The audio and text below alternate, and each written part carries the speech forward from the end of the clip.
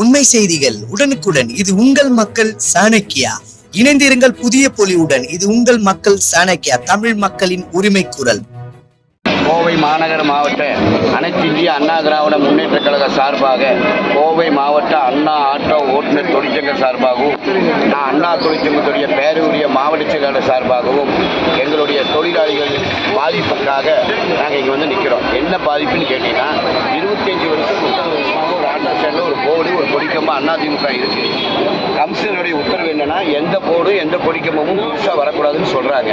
அப்போ திடீர்னு வந்து திராவிட முன்னேற்ற கழக ஆட்டோ ஓட்டுநர்கள் போர்டு கொண்டு இரவா நைட்டு போர்டு கொடிக்கம்பம் நட்டிட்டாங்க. அப்போ அதை கேட்டால் அதுக்கு எந்த பதிலும் கிடையாது. அவங்கனால் வந்து சில பிரச்சனைகள் ஆட்டோ ஸ்டாண்டில் உருவாக்கிட்டு இருக்குது.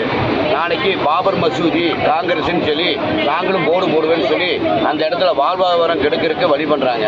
அதுக்கு நாங்கள் வந்து முறையிட்டோம், எங்களுக்கு எந்த பதிலும் இல்லை.